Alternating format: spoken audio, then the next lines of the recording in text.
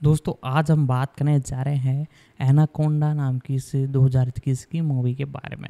वैसे तो एनाकोंडा के ऊपर एक से बढ़कर एक मूवी हमें देखने को मिल चुकी है, लेकिन एक बेहतरीन मूवी जो कि हॉरर एडवेंचर से भरपूर है 2024 में एनाकोंडा नाम की ये जो मूवी है वो हमें देखने को मिली है, जो कि लोगों द्वारा इसे बड़ा पसंद किया जा रहा है। तो आपके लिए मैं ये वीडियो लेकर आया हूँ। इस मूवी के बारे में पूरी जानकारी, fact, detail, update, pre production पूरी जानकारी मैं आपको दूंगा। तो वीडियो को लाइक कर दे, चैनल को सब्सक्राइब करके बेल आइकन दबाकर इसे ऑल पर सेट कर दे। अब इसके बारे में हम जानना चालू करते हैं। एनाकोंडा, जिसे एनाकोंडा के नाम से भी जाना जाता है, हंस बाउर, जिम कैश और जैक एप्स जूनियर द्वारा बनाई गई एक अमेरिकी हॉरर फिल्म श्रृंखला है।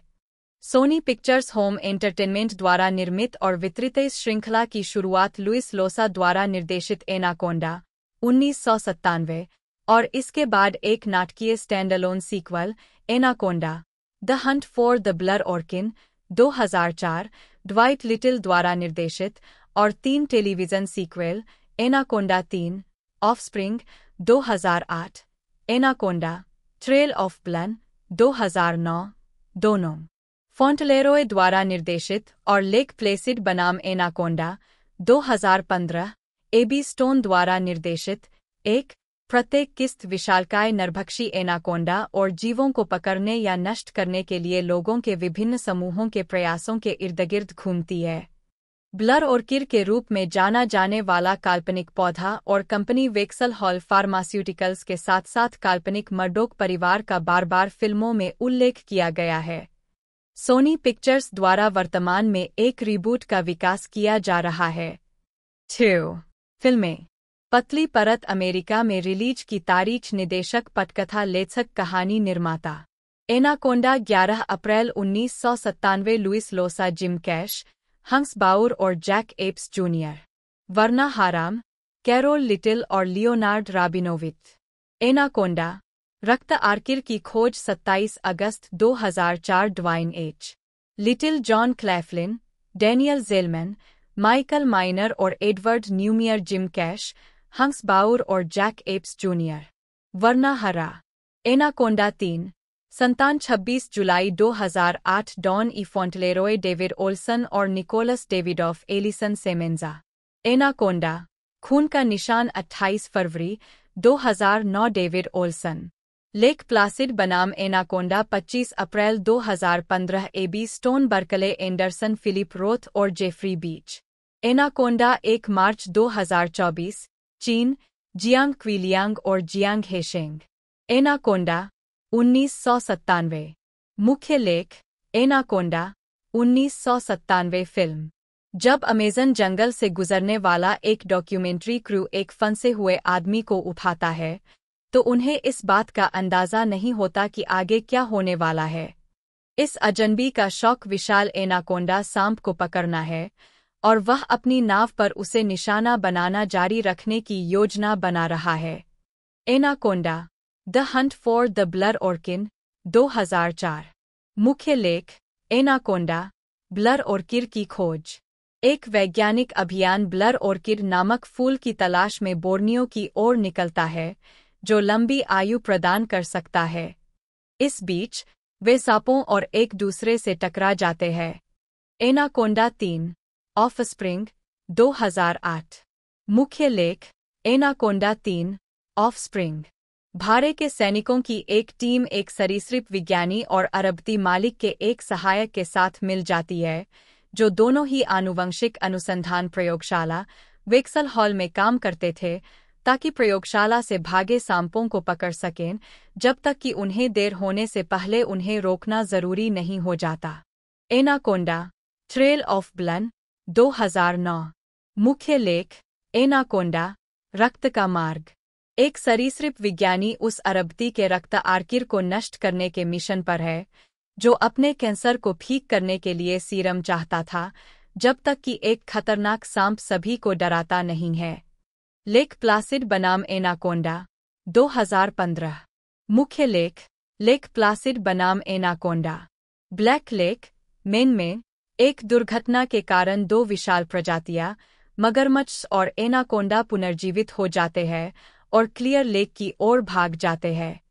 अब रेबा टुली के साथ मिलकर उसकी बेटी बेथनी और सोरोरिटी की लड़कियों के एक समूह को ढूंढती है, जिसमें दो जीवों के बीच एक खतरनाक मुकाबला होता है। एनाकोंडा 2024 मुख्य लेख एनाकोंडा 2024 फिल्म सर्कस कलाकारों का एक समूह जो अपने प्रदर्शन के लिए एक नए स्थान पर जा रहा था, एक हरे-भरे वर्षावन में फंस गया, क्योंकि जिस नाव पर वे सवार थे और जिस कप्तान पर वे सवार थे, उसे एनाकोंडा ने खा लिया और नष्ट कर दिया। वे एक खतरनाक शिकारी से मिलते हैं जो एनाकोंडा का शिकार कर रहा था, जिसे एहसास होता है कि अब उसके पास उसे पकड़ने के लिए पर्याप्त चारा हो सकता है। लेकिन सर्कस कलाकार होने के नाते उनके पास बचने के कुछ तरीके हैं। भविष्य जनवरी 2020 में सोनी पिक्चर्स ने घोषणा की कि एक रीबूट विकास में है, जिसमें इवान डॉघर्टी पटकथा लेखक के रूप में काम करेंगे। 2023 में टॉम गोर्मिकन को फिल्म का निर्देशन करने की घोषणा की गई।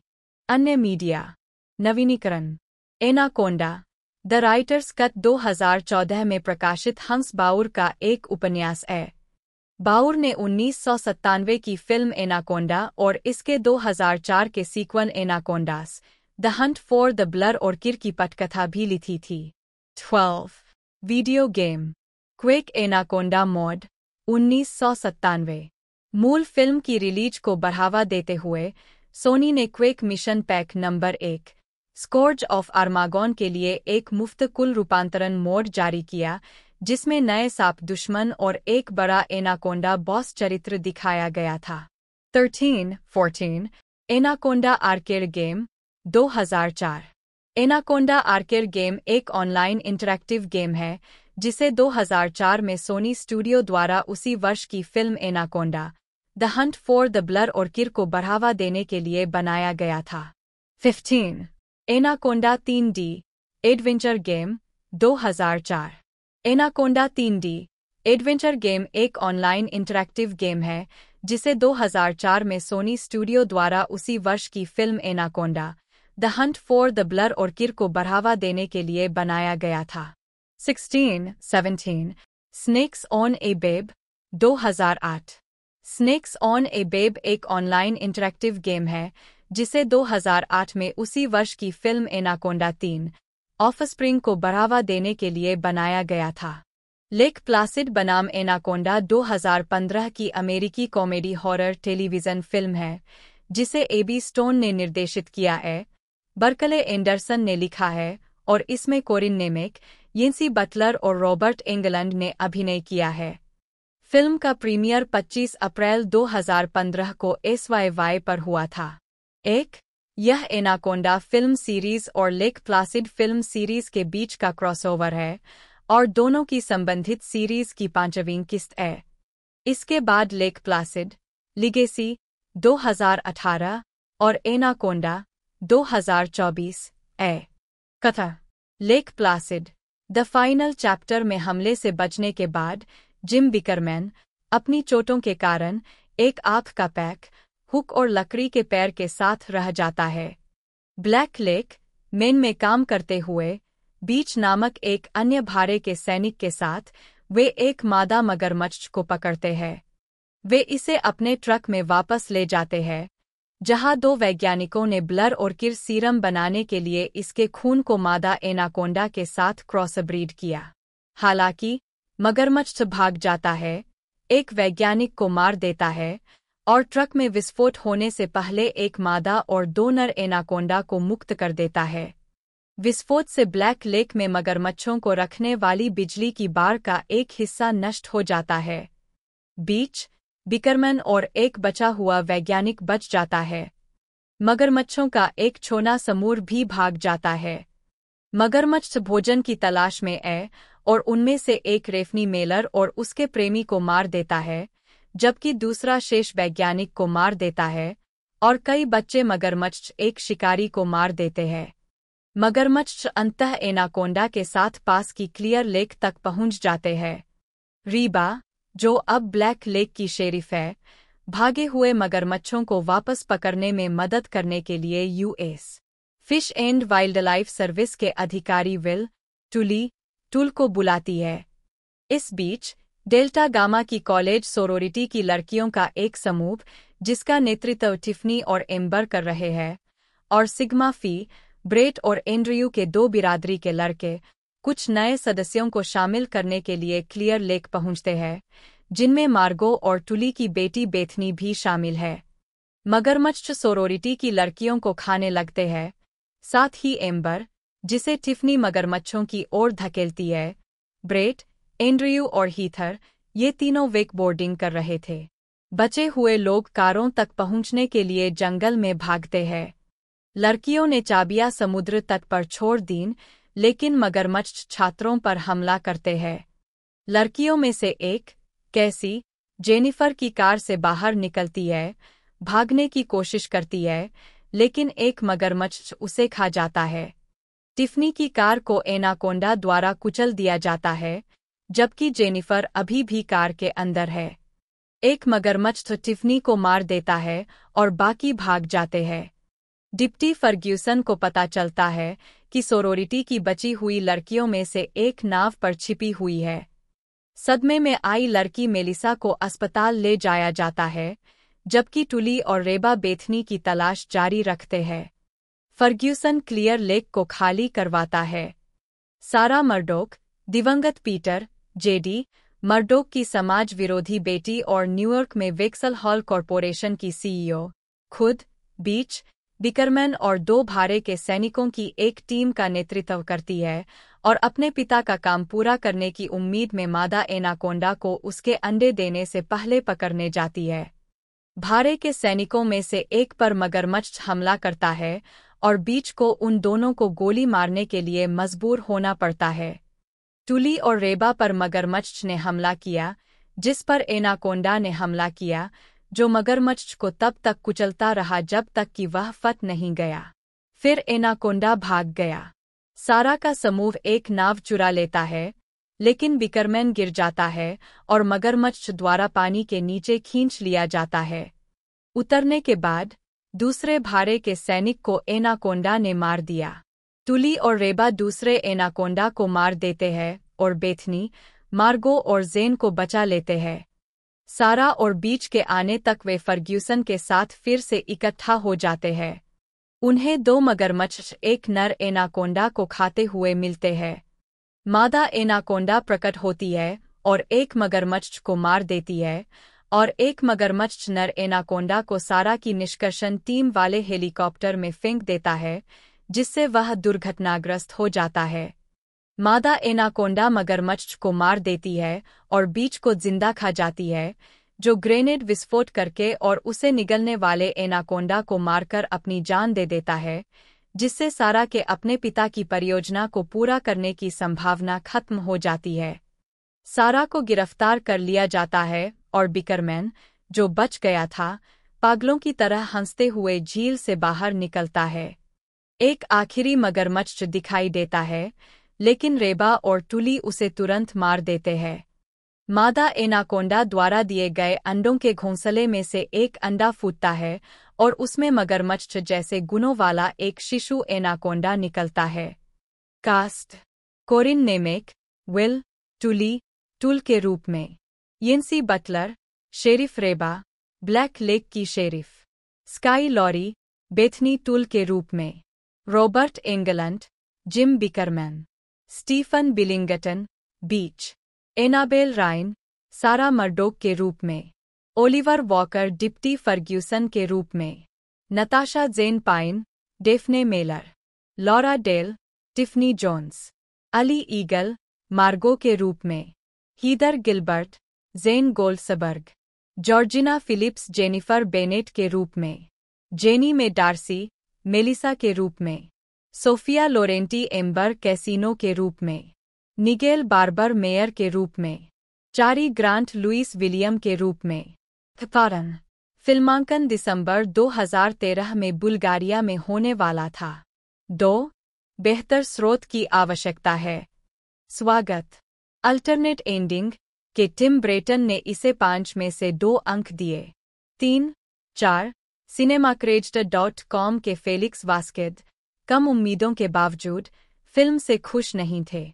वे लिखते हैं, अधिकांश भाग के लिए यह घटिया सी ग्रेड इतनी बुरी कि अच्छी है, हॉरर में सफल होती है, जिसमें बहुत सारे परेशान करने वाले किरदारों को उनके उचित परिणाम मिलते हैं। मैं बस यही चाहता हूं कि फिल्म को रंग देने के लिए और भी कुछ हो। 5 होम मीडिया लेक प्लासिड बनाम एनाकोंडा को 4 अगस्त 2015 को डीवीडी और डिजिटल पर रिलीज किया गया था। 6 यह भी देखें। हत्यारा मगरमच्छ फिल्मों की सूची। हत्यारे सांपों पर आधारित फिल्मों की सूची।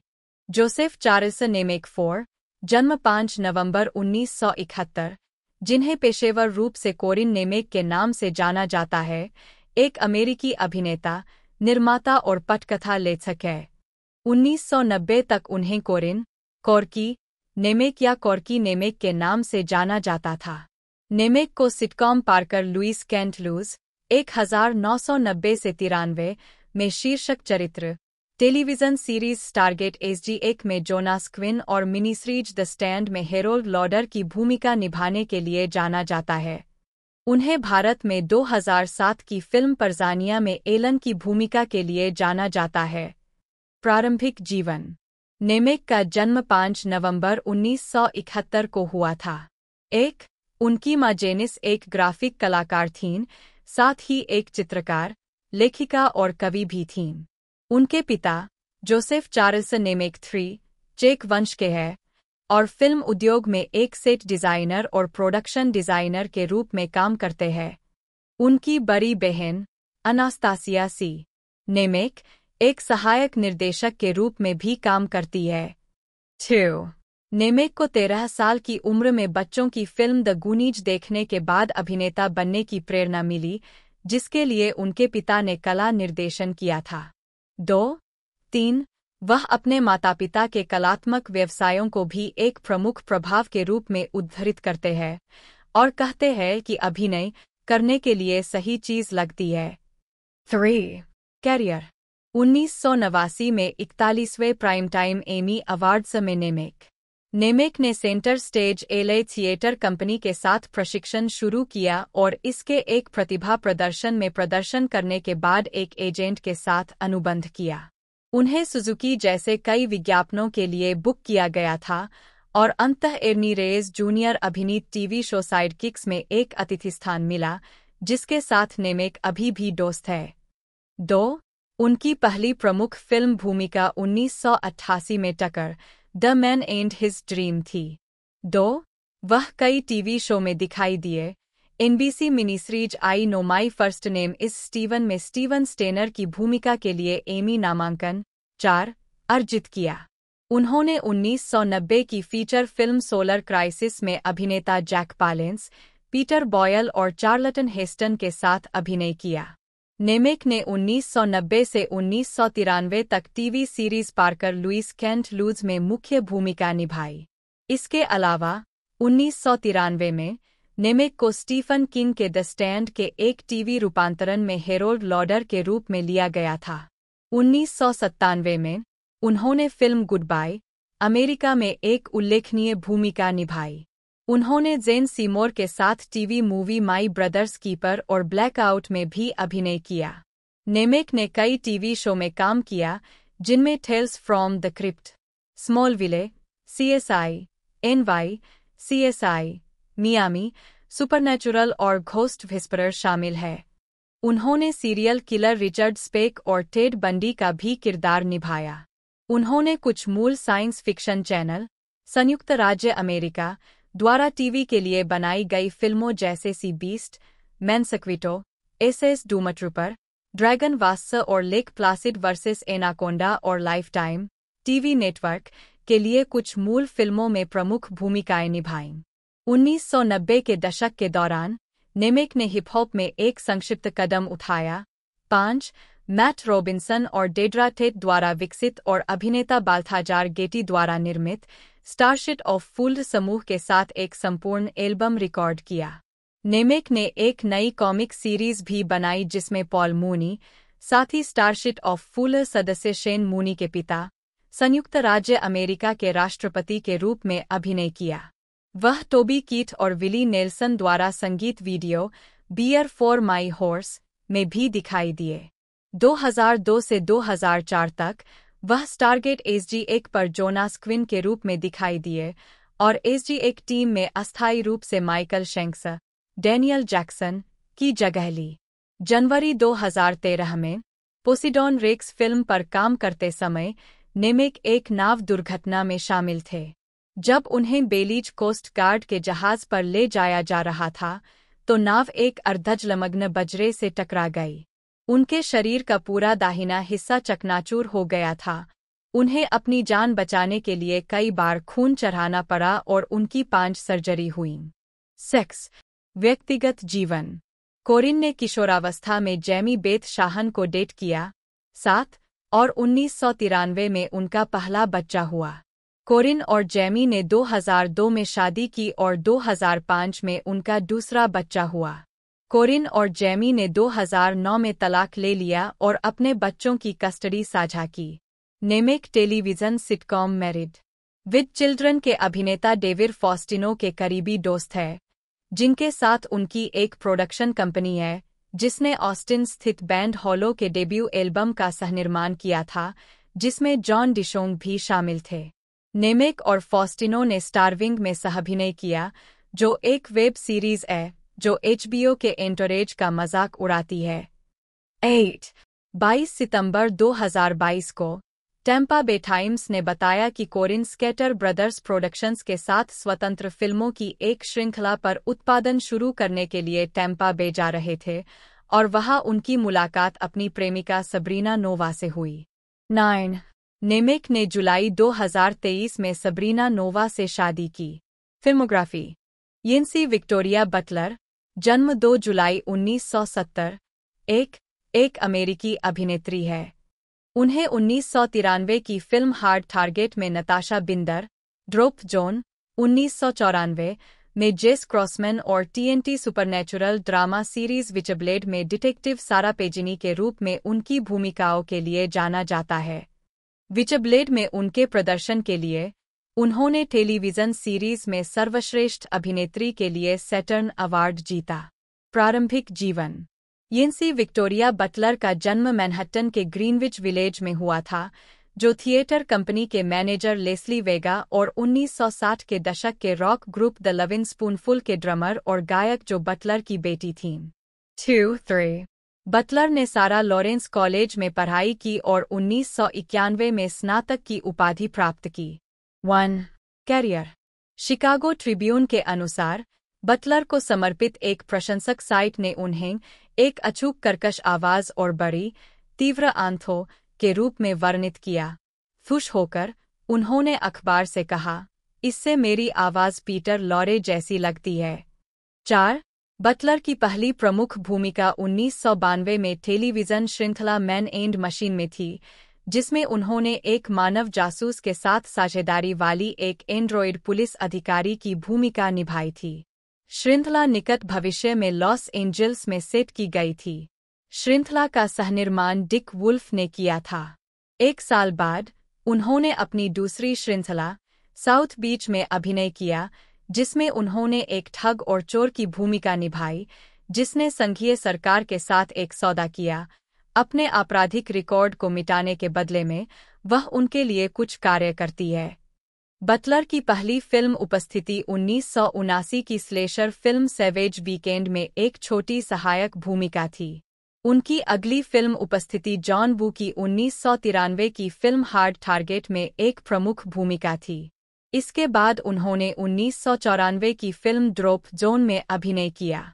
1995 में उन्होंने फिल्म लेट इट बी मी में कोरिन नामक नर्तकी की भूमिका निभाई।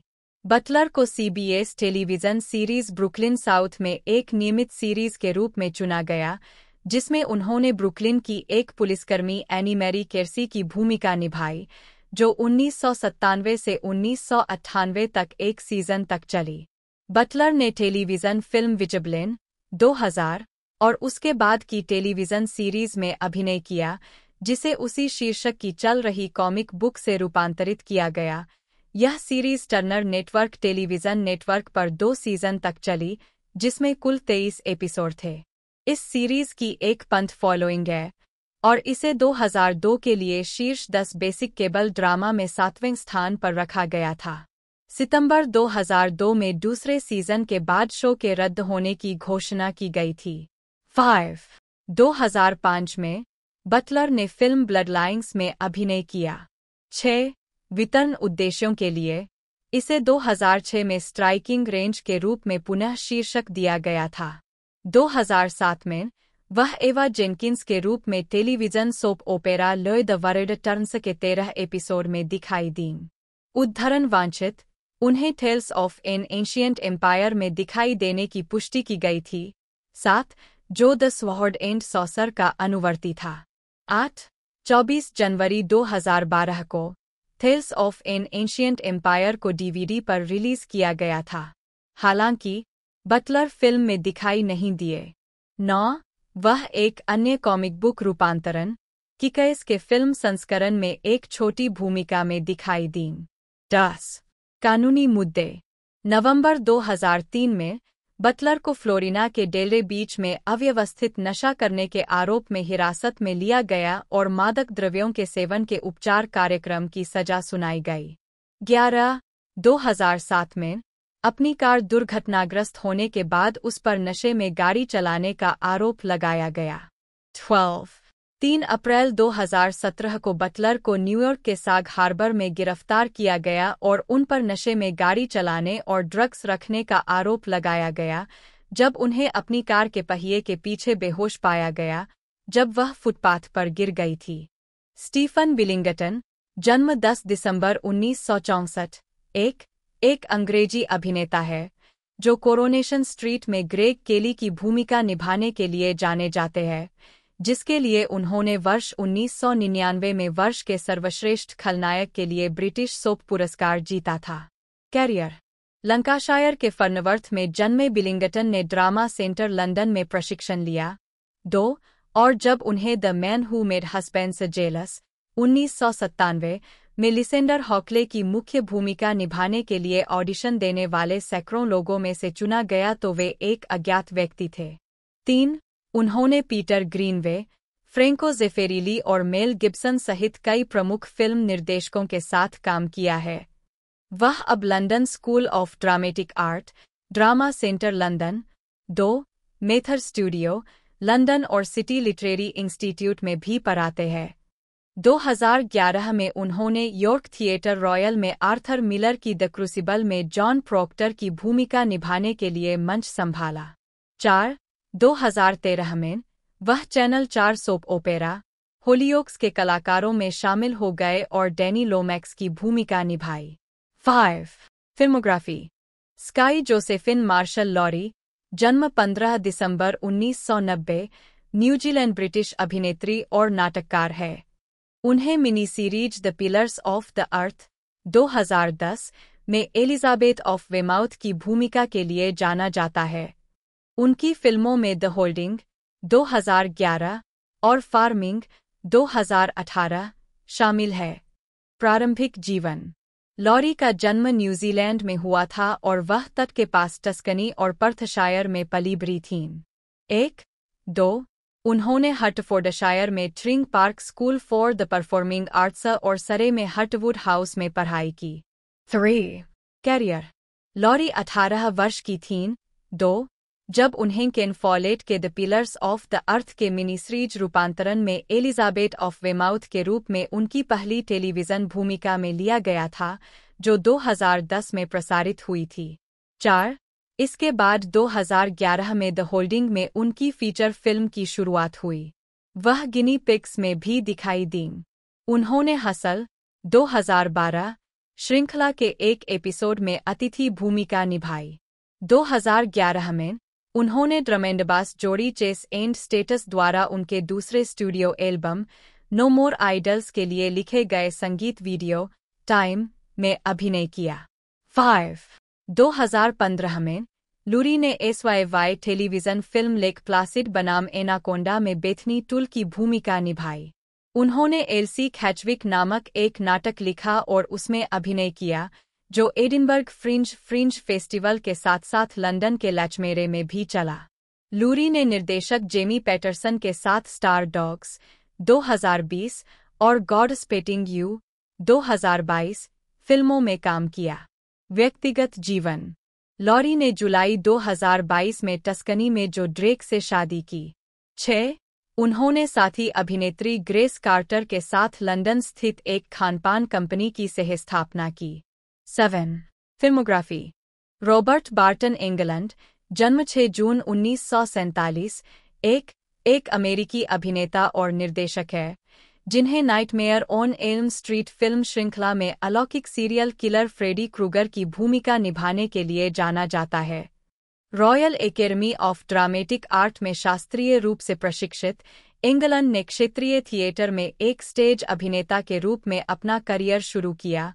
2, 3 और 1974 में बस्टर और बिली में अपनी फिल्म की शुरुआत की। 1970 के दशक में stay hungry, A star is born और बिग वेडनेसडे जैसी फिल्मों में सहायक भूमिकाओं के बाद इंग्लैंड को 1983 में मिनीसीरीज वी में प्रतिरोध सेनानी विली के रूप में सफलता मिली। 1984 में मूल ए नाइटमेयर ऑन एल्म स्ट्रीट में उनके प्रदर्शन के बाद वे हॉरर फिल्म शैली से निकटता से जुड़ गए। प्रारंभिक जीवन। इंग्लैंड का जन्म 6 जून 1947 को ग्लेनडेल, कैलिफोर्निया में हुआ था। वे जेनिस नी मैकडोनाल्ड और क्लाइड केंट इंग्लैंड के बेटे थे, जो एक एरोनॉटिक्स इंजीनियर थे जिन्होंने लॉकहीड U-2 हवाई जहाज को विकसित करने में मदद की थी। 5. 6. वह आंशिक रूप से स्वीडिश वंश और आंशिक रूप से स्कॉटिश वंश का है।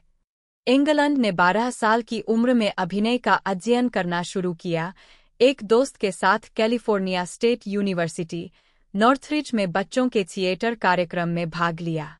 7. 8. हाई स्कूल में रहते हुए उन्होंने मिशिगन के ब्लूमफील्ड हिल्स में क्रैनब्रुक थिएटर स्कूल, क्रैनब्रुक एजुकेशनल कम्युनिटी द्वारा आयोजित में भाग लिया। इसके बाद उन्होंने 3 साल तक UCLA में पढ़ाई की, फिर पढ़ाई छोड़कर मिशिगन के ओकलैंड विश्वविद्यालय में स्थानांतरित हो गए, जहां उन्होंने मीडो ब्रुक थिएटर में प्रशिक्षण लिया। 5. जो उस समय royal academy of dramatic art की एक शाखा थी। 2. मृतलिंक। इंग्लैंड ने क्षेत्रीय थिएटर में 5 सफल वर्ष बिताए। 9. जिसमें शेक्सपियर और बर्नार्ड शॉ के नाटक शामिल थे। उन्होंने 1966 में पहली बार नर्स एलिजाबेथ गार्डनर से शादी की। 10. इसके तुरंत बाद वे फिल्म के काम की तलाश में वेस्ट कोस्ट लौट आए और डैनियल पेट्री द्वारा निर्देशित फिल्म बस्टर एंड बिली में सहायक भूमिका निभाई। 9. कैरियर। 1976 में इंग्लैंड ने स्टार वार्स में हान सोलो और ल्यूक स्काईवॉकर की भूमिकाओं के लिए ऑडिशन दिया। जब उन्हें कोई भी हिस्सा नहीं मिला, तो उन्होंने ल्यूक की भूमिका के लिए मार्क एमिल का सुझाव दिया। 11. 12. इंग्लैंड टोबे हुपर द्वारा निर्देशित 1977 की फिल्म ईटन अलाइव में दिखाई दिए। इसके बाद उन्होंने रोजर कॉर्मन द्वारा निर्मित गैलेक्सी ऑफ टेरर में रेंजर की भूमिका निभाई, जो 1981 में रिलीज हुई थी। तब से इंग्लैंड ने फिल्म और टेलीविज़न पर 100 से अधिक प्रस्तुतियां दी है। अपनी शुरुआती फिल्म भूमिकाओं में इंग्लैंड को आमतौर पर एक बेवकूफ़ या रेडनेक के रूप में टाइपकास्ट किया जाता था, और उन्होंने पहली बार 1983 की मिनीसीरीज वी में विजिटर तकनीशियन और प्रतिरोध सेनानी विली की भूमिका में ध्यान आकर्षित किया। लेकिन इस तरह की टाइपकास्टिंग के बाद इंग्लैंड ने अपनी भूमिका के विपरीत जाकर 1984 में वेस क्रेवेन की बेहद सफल film A nightmare on Elm street में मनोरोगी जलने के शिकार और बच्चे के हत्यारे फ्रेडी क्रूगर की भूमिका स्वीकार की।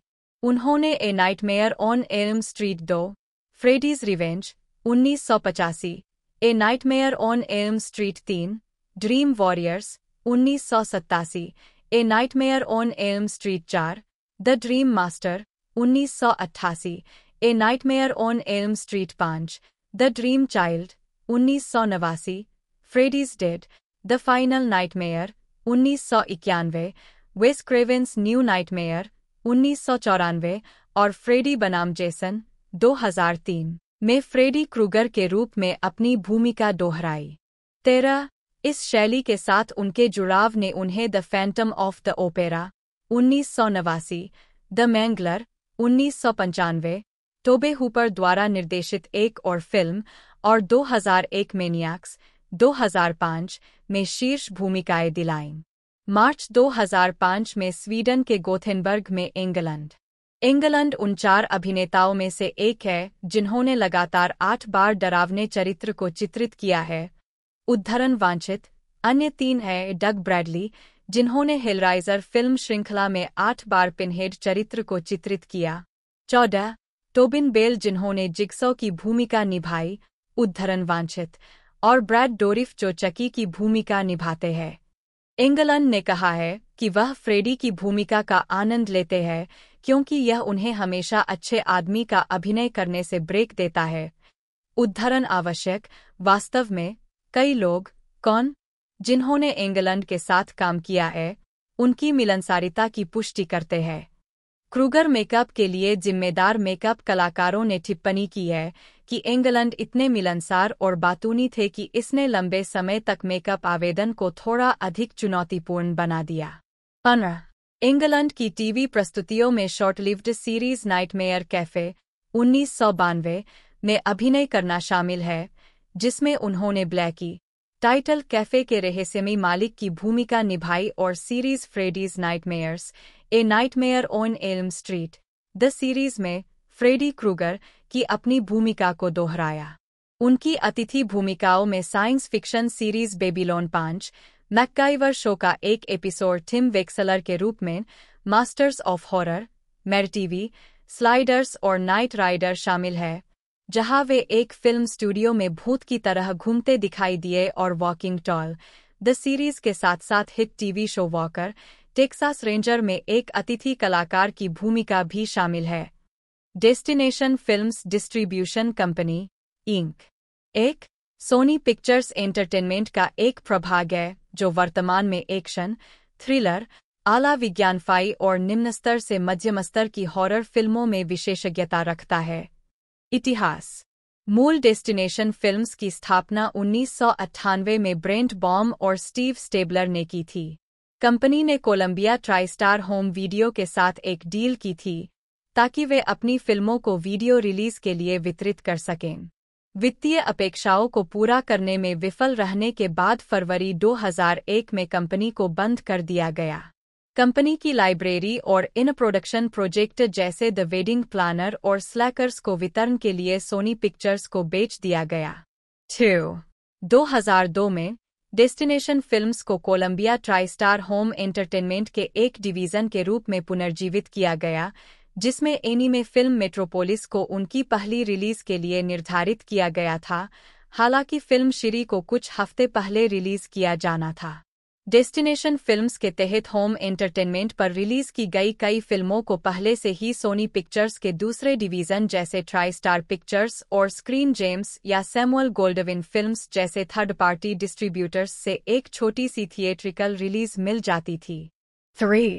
2007 में सोनी पिक्चर्स वर्ल्डवाइड एक्विजिशन ने इसे अपने कब्जे में ले लिया और डेस्टिनेशन फिल्म्स के लेबल के तहत कुछ फिल्में रिलीज कीं, जैसे blur, the last vampire, 4, 5, black dynamite और एरी ब्राउन। 6-7 फिल्मोग्राफी। 1990 का दशक। रिलीज की तारीख शीर्षक टिप्पणियां। 22 अक्टूबर 1999 चमगादड़ प्रथम destination film release, Columbia TriStar film distributors international द्वारा अंतर्राष्ट्रीय वितरण। 2000 के दशक। रिलीज की तारीख शीर्षक टिप्पणियां।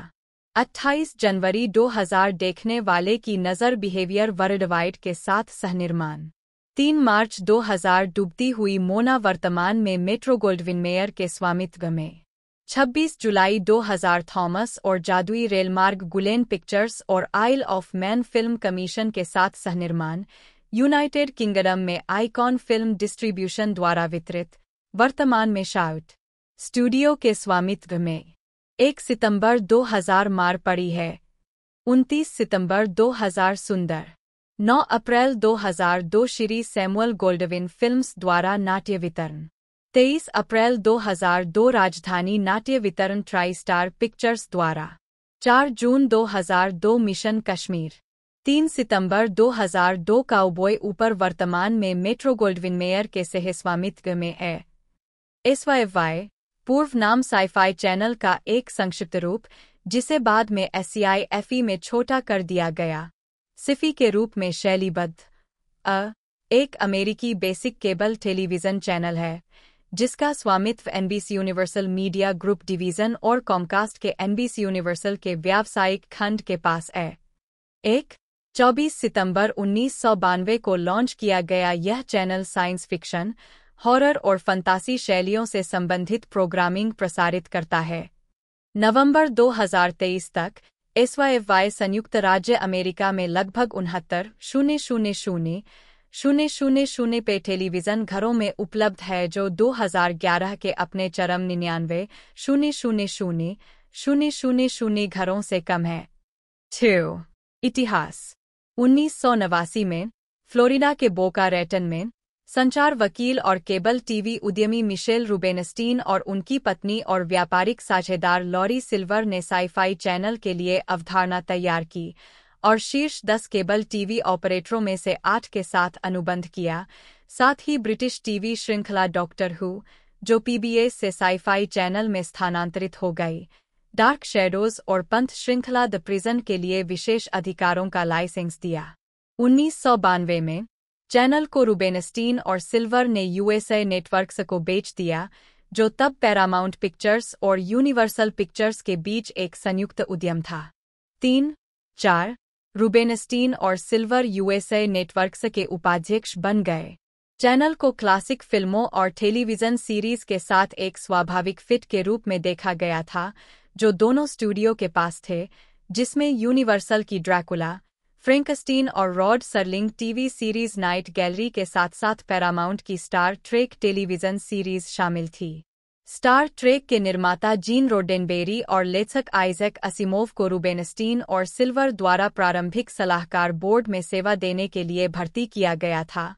5 लेकिन जब चैनल अंततः 24 सितंबर 1992 को लॉन्च हुआ, तब तक रोडेनबेरी और असिमोव दोनों की मृत्यु हो चुकी थी। रूबेनस्टीन ने याद किया, पहली चीज जो स्क्रीन पर थी वह थी आइजैक असिमोव और जीन रोडेनबेरी की यादों को समर्पित। 6 लियोनार्ड निमोय मैनहट्टन के हेडन प्लेनेटेरियम में आयोजित चैनल की लॉन्च पार्टी में समारोह के मास्टर थे। असिमोव की विधवा जेनेट और रोडेनबेरी की विधवा माजेल बैरेट दोनों उपस्थित थीं। 6 नेटवर्क पर दिखाया गया पहला कार्यक्रम फिल्म स्टार वार्स था। 7 1994 में पैरामाउंट को वायाकॉम को बेच दिया गया। इसके बाद सीग्राम ने अगले वर्ष मात्सुशिता इलेक्ट्रिक इंडस्ट्रियल कंपनी से MCA, जिसमें यूनिवर्सल एक सहायक कंपनी थी, में नियंत्रित हिस्सेदारी खरीद ली। 8 1997 में वायाकॉम ने USA नेटवर्क्स में अपनी हिस्सेदारी यूनिवर्सल को बेच दी, जिसने अगले वर्ष अपनी सभी टेलीविज़न संपत्तियां बैरी डिलर को नई कंपनी स्टूडियोज USA में बेच दीं। 3 साल बाद डिलर ने स्टूडियोज USA को वापस यूनिवर्सल को बेच दिया, जो तब विवेंडी एसए, उस समय विवेंडी यूनिवर्सल के रूप में जाना जाता था, की एक सहायक कंपनी थी। विवेंडी की फिल्म और टेलीविज़न उत्पादन और केबल टेलीविज़न संपत्तियां 2004 में NBC यूनिवर्सल बनाने के लिए जनरल इलेक्ट्रिक के NBC के साथ विलय कर दी गईं। चैनल का एक उच्च परिभाषा संस्करण 3 अक्टूबर 2007 को डायरेक्टटीवी पर लॉन्च किया गया। 9 2013 में SYFY को जेम्स रैंडी एजुकेशनल फाउंडेशन के पिगासस अवार्ड से सम्मानित किया गया था, जिसे असामान्य विषयों से जुड़े संदिग्ध वास्तविकता प्रोग्रामिंग के रूप में वर्णित किया गया था। 1992 से 1999 तक नेटवर्क के पहले लोगों में एक ग्रह था जिसके छल्ले थे, जो शनि की तरह दिखता था, और उस पर साइफाई चैनल लिखा हुआ था। नेटवर्क का दूसरा लोगो, जिसका उपयोग 1999 से 2002 तक किया गया, ने नाम से हाइफन और चैनल शब्द हटा दिया। 11 नेटवर्क का तीसरा और अंतिम वलित ग्रह लोगो 2002 से 2009 तक चला और इसे लैम्बिनायरन द्वारा डिज़ाइन किया गया था। लोगों ने 2 दिसंबर 2002 को स्टीवन स्पीलबर्ग की मिनी सीरीज टेकन के लॉन्च के साथ अपनी शुरुआत की। नेटवर्क ने इफ टैगलाइन के साथ एक नया छवि अभियान भी शुरू किया, जो कल्पना की असीम संभावनाओं को व्यक्त करता है। पहचान के धक्कों में आग उगलते बच्चे के साथ साथ एक आलीशान बैठक में एक महिला द्वारा बगांखों वाले, बड़े कान वाले जानवर को चूमने जैसी असली स्थितियों को दर्शाया गया था। 13 सिफी लोगो 2009 से 2017 16 मार्च 2009 को एनबीसी यूनिवर्सल ने घोषणा की कि SCIFE को SYFY के रूप में पुनः ब्रांड किया जा रहा है। नेटवर्क अधिकारियों ने यह भी नोट किया कि सामान्य शब्द SCIFE के विपरीत, जो पूरी शैली का प्रतिनिधित्व करता है, एक सनसनीखेज वर्तनी के रूप में SYFY शब्द को ट्रेडमार्क द्वारा संरक्षित किया जा सकता है और इसलिए अन्य कंपनियों के उत्पादों के साथ भ्रम के डर के बिना अन्य वस्तुओं या सेवाओं पर विपणन करना आसान होगा। विज्ञान कथा के संबंध में SYFY शब्द का एकमात्र महत्वपूर्ण पिछला उपयोग वेबसाइट SYFY पोर्टल द्वारा किया गया था, जो फरवरी 2009 में एक अनाम कंपनी को ब्रांड बेचने के बाद एयरलॉक अल्फा बन गया। 14 नाम परिवर्तन का आरंभिक नकारात्मकता के साथ स्वागत किया गया। 15-16 लोगों ने जानबूझकर सिफी का गलत उच्चारण SFI SIFE या SIFI C के रूप में किया ताकि नाम परिवर्तन का मजाक उड़ाया जा सके। Parody news anchor Stephen Colbert ने चैनल को जिस तरह से नाम का उच्चारण किया जाता है, उसके लिए टिप ऑफ द हैट देकर कोलबर्ट रिपोर्ट पर नाम परिवर्तन का मजाक उड़ाया और कहा कि कपटी सॉफ्ट सी के खिलाफ मेरी लंबी लड़ाई में ज्वार बदल रहा है। 17 गैर प्राथमिक स्रोत की आवश्यकता। नया नाम 7 जुलाई 2009 को प्रभावी हुआ। 18 सिफी ने तब से रियलिटी शो जोड़े हैं और सख्ती से विज्ञान कथा, फंतासी और डरावनी प्रोग्रामिंग से दूर हो गया है। 19, 20, 21 दुनिया भर में एनबीसी यूनिवर्सल के साइंस फिक्शन चैनलों के रीब्रांडिंग प्रयासों के परिणामस्वरूप अधिकांश को सिफी या सिफी यूनिवर्सल के रूप में रीब्रांड किया गया। हालांकि 1/3 से अधिक चैनलों ने अपने नाम के किसी भी हिस्से के रूप में सिफी नहीं लिया। जापान और फिलीपींस के चैनलों को यूनिवर्सल चैनल के रूप में रीब्रांड किया गया या उनकी जगह ले ली गई, जबकि पोलैंड, रोमानिया, सर्बिया और स्लोवेनिया के प्रत्येक चैनल साइंस फिक्शन यूनिवर्सल बन जाएंगे। पोलिश में सिफी कल्पना या विज्ञान कथा का सुझाव नहीं देता है, बल्कि कुछ स्थूल, मूल्यहीन या यहाँ तक कि सिफिलिस का संकेत देता है। 22 ऑस्ट्रेलिया में NBC universal foxtail, CBS studio international और सोनी पिक्चर्स टेलीविजन के साथ SF में भागीदार था। 11 मई 2017 को नेटवर्क की आगामी 25वीं वर्षगांठ के सम्मान में SYFY ने एक प्रमुख रीब्रांडिंग का अनावरण किया जो 19 जून को ऑन एयर हुआ। नई ब्रांडिंग का उद्देश्य चैनल को फिर से फंतासी और विज्ञानफाई शैलियों के प्रशंसकों को लक्षित करने की दिशा में फिर से स्थापित करना था। नेटवर्क के प्रमुख क्रिस मैककम्बर ने बताया कि नेटवर्क का लक्ष्य, हम जो कुछ भी करते हैं, उसके केंद्र में प्रशंसकों को रखना था और लोगों के एक स्टैक्ड, चौकोर आकार के रूप को बैज के समान बताया। SYFY ने अपनी शैली समाचार प्रभाग SYFY वायर पर भी अधिक ध्यान केंद्रित करने की योजना बनाई, साथ ही वेबसाइट को टेलीविजन तक विस्तारित करने की संभावना का खुलासा किया। 25, 26, 27 प्रोग्रामिंग। मुख्य लेख SYFY द्वारा प्रसारित कार्यक्रमों की सूची। SYFY के मूल प्रोग्रामिंग में केबल के लिए बनी फिल्में, मिनी सीरीज और टेलीविजन सीरीज शामिल है। एनबीसी यूनिवर्सल के स्वामित्व में चैनल ने अधिक मुख्यधारा के दर्शकों को लक्षित करने के लिए विज्ञानफाई शैली के बाहर सामान्य रुचि प्रोग्रामिंग में विस्तार किया है। इस तरह के प्रोग्रामिंग में crime drama, WCG ultimate gamer 28 और WWE, ECW 29, NXT और स्मैकडाउन सहित से पेशेवर कुश्ती शामिल है।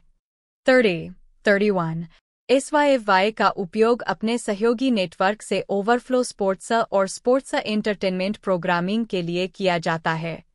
इसने NBC स्पोर्ट्स के चैंपियनशिप संडे प्रयास में भाग लिया है, जिसमें प्रीमियर लीग सॉकर सीजन के अंतिम मैच के दिन सभी मैचों को NBC यूनिवर्सल केबल नेटवर्क पर प्रसारित किया गया। 32 फरवरी 2022 में WWE रॉ और NXT को USA नेटवर्क के 2022 शीतकालीन ओलंपिक के प्रसारण के कारण 2 सप्ताह के लिए SYFY पर प्रसारित किया गया। 33 एनिमेशन। अपने शुरुआती वर्षों के दौरान SYFY ने शनिवार की सुबह को सैटरडे एनीमे शीर्षक के तहत एनीमे फिल्में और मूल वीडियो एनिमेशन प्रसारित किए। 11 जून 2007 को चैनल ने एनीमंडे नामक एक साप्ताहिक 2 घंटे का प्रोग्रामिंग ब्लॉक लॉन्च किया। 34 जिसमें मंगा एंटरटेनमेंट द्वारा लाइसेंस प्राप्त विभिन्न एनीमे श्रृंखलाओं के अंग्रेजी डब शामिल थे। 34 फरवरी 2008 के दौरान चैनल ने दूसरे प्रोग्रामिंग ब्लॉक में मंगलवार रात को भी एनीमे प्रसारित किया।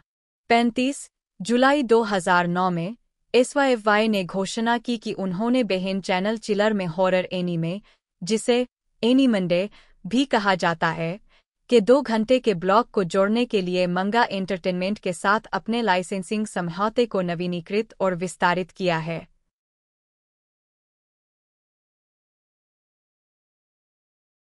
SYFY मूल फिल्में। मुख्य लेख। साइंस फिक्शन पिक्चर्स की मूल फिल्मों की सूची। यह भी देखें। श्रेणी। SYFY मूल फिल्में। साइंस फिक्शन पिक्चर्स की मूल फिल्में स्वतंत्र रूप से बनाई गई बी फिल्में हैं, जिनका उत्पादन बजट $1 मिलियन से $2 मिलियन प्रति फिल्म है। इस पहल की शुरुआत 2001 में थॉमस विटाले ने की थी और इसका प्रबंधन विटाले, क्रिस रेजिना और रे कैनेला ने किया था, जिसमें बाद में करेन ओहारा और मैसी लाओ को भी शामिल किया गया था। 39 सिफी सूचना की स्वतंत्रता के लिए गठबंधन के प्रायोजकों में से एक है। 40 मीडिया, वेबसाइट और प्रभाग। sci-fi.com। SYFY की वेबसाइट 1995 में द डोमिनियन नाम से शुरू हुई, हालांकि इसके URL में sci-fi.com का उपयोग किया गया। यह 2000 में scife.com में बदल गई। उद्धरण वांछित। साइट ने एक वेबी पुरस्कार और एक फ्लैश फॉरवर्ड पुरस्कार जीता है। 2000 से 2005 तक scife.com ने एलेन डाटलो द्वारा संपादित साई फिक्शन नामक अनुभाग में मूल विज्ञान कथा लघु कथाएं प्रकाशित कीं, जिन्होंने अपने काम के लिए 2005 ह्यूगो पुरस्कार जीता। कहानियों ने खुद एक वर्ल्ड फैंटेसी अवार्ड जीता, ऑनलाइन फिक्शन के लिए पहला Theodore Sturgeon Award, Lucius Shepard के उपन्यास ओवर योंडर के लिए, और Science Fiction Writers of America के 4 नेबुला अवार्ड जीते, जिसमें मूल ऑनलाइन फिक्शन के लिए पहला अवार्ड, लिंडा नागाटा के उपन्यास गॉडेस के लिए शामिल है। 41 42 22 अप्रैल 2006 को साइट ने SCIFepedia लॉन्च किया, जो एनीमे, कॉमिक्स, फैंडम, फंतासी, गेम्स, हॉरर, साइंस फिक्शन, खिलौने, UFO, शैली से संबंधित कला और ऑडियो और पैरानॉर्मल जैसे विषयों पर एक वाणिज्यिक विकी है। 43 2009 में SCIFepedia को बिना किसी स्पष्टीकरण के बंद कर दिया गया था। 2009 में चैनल की रीब्रांडिंग के हिस्से के रूप में URL और साइट का नाम बदलकर SYFY.com कर दिया गया। 2010 तक SYFY.com में रीसे किंगडम फॉलिंग 26 अक्टूबर 2010 तक, उद्धरण आवश्यक, द मरकरी मैन 25 जुलाई 2011 तक, उद्धरण आवश्यक, और न्यूक्लियर फैमिली 44 15 अक्टूबर 2012 तक सहित वेबिसोड सीरीज शामिल होने लगीं। Sci-Fi games. SYFYGames.com एक ऑनलाइन गेम पोर्टल है जो मुफ्त में खेलने योग्य MMO और कैजुअल गेम प्रदान करता है। साइट पर मुख्य रूप से थर्ड पार्टी डेवलपर्स के विज्ञान-फाई और फंतासी गेम है। 45 अप्रैल 2015 में SYFYGames.com के समाचार अनुभाग को G4 से समाचार दिखाने के लिए रीब्रांड किया गया था। उद्धरण की आवश्यकता। 2010 में SYFY गेम्स ने अब बंद हो चुके प्रकाशक THQ के साथ डी ब्लॉब 2 के सहनिर्माण के लिए एक समझौते पर हस्ताक्षर किए। SYFY गेम्स रेड फैक्शन आर्मेजेडन का भी सहनिर्माण करेगा। सिफी वायर। सिफी वायर पूर्व में साई-फाई वायर और ब्लास्टर सिफी द्वारा संचालित एक वेबसाइट है जिसमें विज्ञान कथा, डरावनी और काल्पनिक शैलियों में समाचारों की कवरेज शामिल है। 25 फीचर लेख, अतिथि स्तंभकार जैसे फिल प्लेट, लोकप्रिय विज्ञान समाचार और कवरेज और वीडियो सामग्री को जोड़ने के साथ साइट को 2010 में ब्लास्टर के रूप में पुनः ब्रांडेड किया गया था। 46 दिसंबर 2016 में ब्लास्टर को सिफी वायर के रूप में पुनः ब्रांडेड किया गया। प्रधान संपादक एडम स्वाइडर्स्की ने कहा कि यह परिवर्तन वेबसाइट को सिफी टेलीविजन चैनल के साथ और अधिक निकट जोड़ने के लिए था। 27 मार्च 2018 तक सिफी वायर ने 5 नियमित पॉडकास्ट जारी किए। 48 जिसमें द एक्सपेंस और कॉलोनी के अंतिम सीजन के बाद 2 रिकैप सीरीज शामिल है।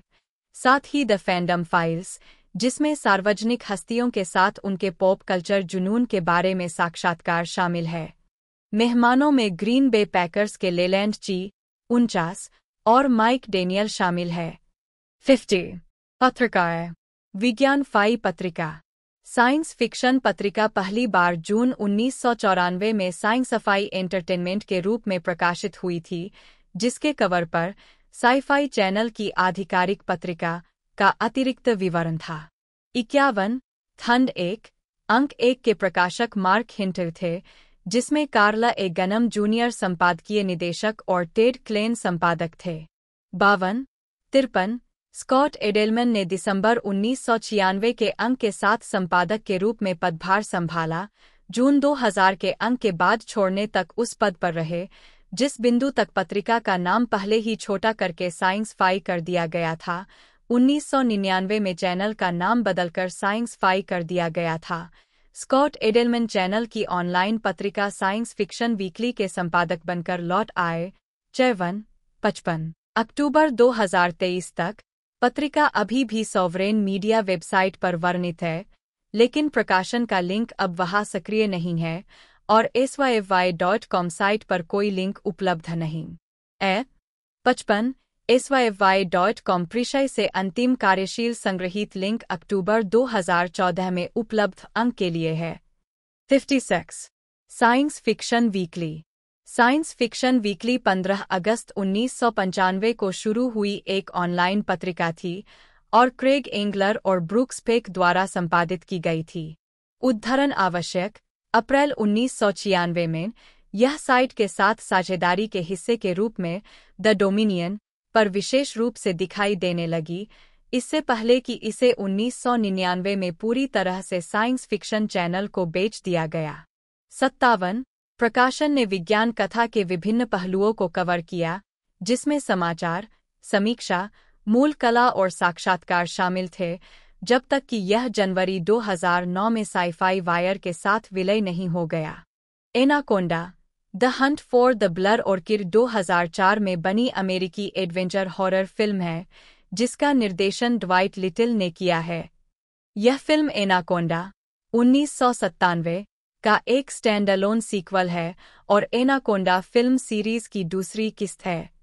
यह फिल्म शोधकर्ताओं की एक टीम की कहानी है जो दक्षिण पूर्व एशियाई उष्णकटिबंधीय द्वीप बोर्नियो में एक पवित्र फूल की खोज के लिए एक अभियान पर निकलती है, जिसके बारे में उनका मानना है कि इससे इंसानों को लंबा और स्वस्थ जीवन मिलेगा। वे जल्द ही द्वीप पर रहने वाले घातक विशालकाय एनाकोंडा द्वारा पीछा किए जाने और शिकार किए जाने लगते हैं। यह 27 अगस्त 2004 को रिलीज हुई थी और यह इस सीरीज की आखिरी फिल्म थी जिसे सिनेमाघरों में रिलीज किया गया था। अपने पूर्ववर्ती की तरह इस फिल्म को भी नकारात्मक समीक्षा मिली, लेकिन यह वित्तीय रूप से सफल रही। इस फिल्म के बाद 2008 में इसका सीक्वल एनाकोंडा 3 ऑफस्प्रिंग रिलीज किया गया। कथा न्यूयॉर्क की दवा कंपनी वेक्सल हॉल द्वारा वित्तपोषित शोधकर्ताओं की एक टीम, जिसमें डॉ. Jack Byrne, Gordon Mitchell, Sam Rogers, Gail Stern, Cole Burris और डो बेन डगलस शामिल है। बोर्नियो के एक जंगल में पेरिनिया अमरोटिस नामक फूल की खोज के लिए निकलते हैं। ब्लर ऑर्किड, जिसके बारे में उनका मानना है कि उसमें युवाओं का फव्वारा है। Jack guide captain Bill Johnson और उनके साथी ट्रान वू को उनकी आशंकाओं के बावजूद असुरक्षित रास्ता अपनाने के लिए मना लेता है। एक बिंदु पर गेल पानी में गिर जाती है, अपना फोन खो देती है और बिल द्वारा उसे बचाने से पहले एक मगरमच्छ द्वारा हमला किया जाता है। उनकी नाव एक झरने के ऊपर से गुजरती है और टूट जाती है। एक विशाल एनाकोंडा पानी से निकलता है और बेन को निगल जाता है। टीम के बाकी सदस्य किनारे पर पहुंचते हैं। बिल उन्हें आश्वस्त करता है कि यह अब तक का सबसे बड़ा सांप है और इसे फिर से भूखा होने में कई सप्ताह लगेंगे। हालांकि टीम के अधिकांश लोग अभियान को रद्द करने की मांग करते हैं। वे बिल के मित्र जॉन लिविंगस्टन को, जो नदी पर रहता है, अपने साथ आने के लिए बुलाते हैं, लेकिन देखते हैं कि लिविंगस्टन पर हमला हो चुका है और उसकी नाव नष्ट हो चुकी है। उन्हें एक छोटा सा स्थानीय गार और एक फटा हुआ एनाकोंडा, सांप के पेट से लटकते हुए एक जोड़ी मानव पैर और एक आर्किड मिला। आर्किड खाद्य श्रृंखला का एक हिस्सा है और ये सांप असामान्य रूप से लंबे जीवन में बढ़ते हैं। जैक को एहसास होता है कि आर्किड पास में ही होंगे, जबकि गेल का तर्क है कि आर्किड इंसानों पर काम नहीं कर सकते। जैक अभी भी फूलों को ढूंढना चाहता है, लेकिन बाकी लोग विद्रोह करते हैं और जंगल से बाहर निकलने के लिए एक भागने की नाव बनाना शुरू करते हैं। गॉर्डन को पता चलता है कि जैक ने लिविंगस्टन का रेडियो और बंदूक छिपा दी है। अब मनोरोगी जैक उसे अभियान जारी रखने के लिए मनाने में विफल रहता है, इसलिए वह गॉर्डन को दूसरों को सूचित करने से रोकने के लिए पहले से एकत्रित मकड़ी का उपयोग करके उसे पंगु बना देता है। जैक बेड़ा पर दूसरों के साथ शामिल हो जाता है, लेकिन एक संदिग्ध सैम गॉर्डन और मकड़ी के काटने को देख लेता है। एनाकोंडा गॉर्डन को जिंदा निगल जाता है क्योंकि वह दूसरों को सूचित करती है, जो उसके खत्म होने पर पहुंचते हैं। बिल इमारत में आग लगाता है लेकिन देखता है कि सांप भाग गया है। जैक अकेला रह गया, बेड़ा चुरा लेता है। दूसरी बेड़ा बनाने में असमर्थ, वे जंगल में जैक से पहले ऑर्किड तक पहुंचने और अपनी बेड़ा वापस पाने के लिए दौड़ पड़ते हैं। रास्ते में वे एनाकोंडा से बचने की कोशिश में एक गुफा में गिर जाते हैं। कोल खो जाता है और मानव कंकाल पाता है। उसे ट्रान पाता है, जिसे फिर पानी में खींच लिया जाता है और खा लिया जाता है। बिल को ट्रान की खोई हुई टोर्ट खून से लथपथ पानी में तैरती हुई मिलती है। घबराया हुआ कोल गुफा से भाग जाता है, सांप से कुछ सेकंड पहले, जो छेद में फंस जाता है। सैम एक चाकू से उसका सिर काट देता है, लेकिन एक और सांप उन्मादी कोल को पकड़ लेता है। टीन उसे जकड़ा हुआ पाती है। बिल चाकू से सांप को मार देता है, जिससे कोल मुक्त हो जाता है। समूट जैक और उसकी नाव को ढूंढता है। जैक बिल को हमला करने से रोकने के लिए उसके हाथ में गोली मारता है और पार्टी को ऑर्किड के पास जाने के लिए मजबूर करता है, जो एक गरने के ऊपर उगते हैं, जिसमें नर एनाकोंडा की एक गेंद मादा के साथ संभोग कर रही होती है। सैम को एक बैग में ऑर्किड भरने के लिए एक पतली लकड़ी के माध्यम से गरने को पार करने के लिए मजबूर किया जाता है। जब वह वापस लौटती है, तो लॉग टूट जाता है। जैक उसे बैग फेंकने का आदेश देता है। सैम फूलों को गरने में गिराने की धमकी देता है, लेकिन जैक जवाब में दूसरों को गोली मारने की धमकी देता है। लॉग टूट जाता है। जैसे ही अन्य सैम तक पहुंचने की कोशिश करते हैं, जैक बैग लेने के लिए पहुंचता है। उसने पहले जिस मकड़ी का इस्तेमाल किया था, वह अपने जार से निकलकर उसे काट लेती है। वह गरने में गिर जाता है और उसे खा लिया जाता है। सैम को पकड़े हुए बेल भी टूट जाती है, लेकिन वह गरने से बाहर निकल जाती है क्योंकि एनाकोंडा में से एक उसे पकड़ने की कोशिश करता है। गेल सांप को धोखा देकर उनके ईंधन कंटेनर को काट लेती है। बिल उसे गोली मारता है, लेकिन बंदूक खाली होती है। कोल एक फ्लेयर चलाता है, एनाकोंडा को जला देता है और कंटेनर में विस्फोट कर देता है, जिससे अन्य सांप मर जाते हैं। भूस्खलन के कारण ब्लर और किर दब जाते हैं। बचे हुए लोग, बिल, सैम, कोल और गेल, वापस राफ्ट पर पहुंचते हैं और कोटा भारू की ओर बढ़ते हैं। दोस्तों वैसे तो एनाकोंडा पर 2001 से चूस के अंदर भी एक मूवी देखने को मिली और उससे पहले 5 या 6 मूवीज़ हमें देखने को मिल चुकी है जो कि बहुत ही बेहतरीन थी। लोगों द्वारा इसे बड़ा पसंद किया गया था और बड़े स्केल पर इसे बनाया गया था। साथ ही साथ अब ये अपकमिंग एक तरह से कई मूवीज़ भी हमें देखने को मिल रही है जिनका डीजर ट्रेलर आउट कर दिया गया है। बाकी आज हम बात कर रहे थे 2024 की इस एक तरह से चाइनीज़ रीमेक मूवी के बारे में, जिसके बारे में पूरी जानकारी मैंने आपको दे दी है। हिंदी के अंदर अभी ये अवेलेबल एक तरह से थोड़ी देर में करवा दी जाएगी OTT प्लेटफॉर्म पर। जैसे ये आती है मैं आपको शॉर्ट वीडियो के माध्यम से बताता रहूँगा। तो आज की इस वीडियो में दोस्तों इतना ही, मिलते हैं अगले वीडियो में।